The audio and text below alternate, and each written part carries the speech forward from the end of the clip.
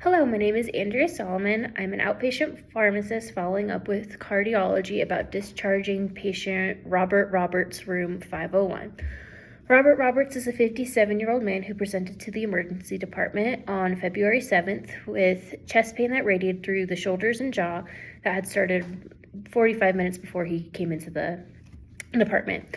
Other signs included tachycardia, diaphoresis, and an elevated blood pressure of 141/95 and an O2 saturation of 92%. Patient did not present with dyspnea or pain in the legs. His past medical history includes hypertension, type 2 diabetes, hyperlipidemia, obesity, and asthma, all of which is well controlled. His father died suddenly of presumed cardiac arrest, and his brother has hypertension, hyperlipidemia, and type 2 diabetes. Patient is not a current smoker but was in his past.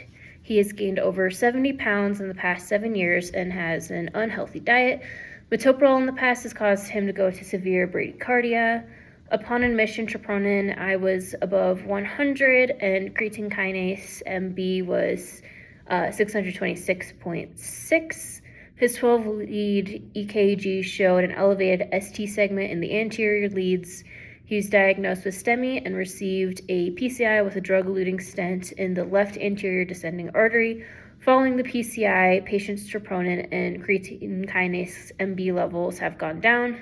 Patient did not have acute chest pain last night. That was resolved with, or did have acute chest pain last night that was resolved with one dose of sublingual nitroglycerin and did not show any EKG changes. After spending 4 days in the hospital, patient has remained hemodynamically stable and cleared discharge. His current medication list includes amlodipine 5 milligrams every day, clopidogrel 75 milligrams every day, aspirin 325 milligrams every day, metformin 1000 twice a day, glipizide 2.5 milligrams every day, atorvastatin 20 milligrams every night, lisinopril hydrochlorothiazide 12.5 milligrams every day. He has an albuterol inhaler and takes a couple supplements. He was referred to a dietitian for meal planning and to PT to create an exercise plan for weight loss. Following a STEMI, it is recommended that a patient be started on a beta blocker, a high-intensity statin, an ACE or an ARB, dual antiplatelet therapy for 12 months, and sublingual as needed nitroglycerin. Given prior history of severe bradycardia, initiating beta blocker therapy should be held at this time until an electrocardiogram can be obtained to assess left ventricular function. If left ventricular function is reduced or there are significant structural abnormalities, a different low-dose cardioselective should be cautiously initiated. Patient is on a moderate intensity level statin, although LDLs are low at 35. A high intensity statin is recommended per the 2025 American Heart Association acute coronary syndrome guidelines, regardless of LDL levels.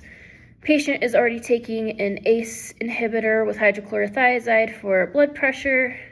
Patient was well controlled at home, and a calcium channel blocker is not necessary or explicitly recommended in the guideline following a PCI. Additional lowering may cause hypotension. The clopidogrel is appropriate for dual antiplatelet for 12 months and will be covered under Medicaid, but the aspirin dose is higher than the guideline recommended dose at discharge and may increase the patient's bleeding risk. Patient was not prescribed any sublingual nitroglycerin, which should be available to the patient should repeat angina occur. This patient also has well-controlled diabetes and obesity. His current regimen for diabetes includes glipizide and metformin. Glipizide may be contributing to his weight gain and has no additional cardiovascular benefit. Mounjaro is a medication that would benefit his diabetes treatment, but would also help with his weight loss and lowering his risk of another MACE event. Following a prior authorization and indication for diabetes type 2, Mounjaro should be approved through Idaho Medicaid. The other medications and referrals look appropriate. For his discharge, I would recommend starting the atorvastatin 40 milligrams every day for high cholesterol, the clopidogrel every day for 12 months to prevent a heart attack. I would start the nitroglycerin as needed by dissolving 1 tablet under the tongue every 5 minutes, where he can administer up to 3 tablets in 15 minutes, and he would need to call 911 if he has further chest pain. He should start Mounjaro 2.5 under the skin every week for 4 weeks, and then increase to 5 milligrams on the skin every week. He can continue his inhaler just fine. He should start the aspirin 81 milligrams every day for his antiplatelet therapy. He can continue his supplements. He can continue his lisinopril, hydrochlorothiazide combination. He can continue his metformin. I would recommend stopping the amlodipine. I would also stop the aspirin 325, and I would stop the glipizide. Before discharge, an echocardiogram should be performed to assess left ventricular function following STEMI. At 2 weeks, the patient should follow up for a BMP to monitor blood glucose, potassium, and serum creatinine. In 12 weeks, the patient should have a repeat lipid panel as well as an assessment of A1C.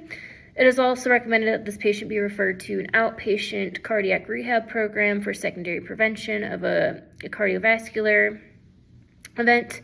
At every appointment, patient should have blood pressure and heart rate monitored. Patient should be counseled to look for signs and symptoms of bleeding as well as signs and symptoms of statin myopathy.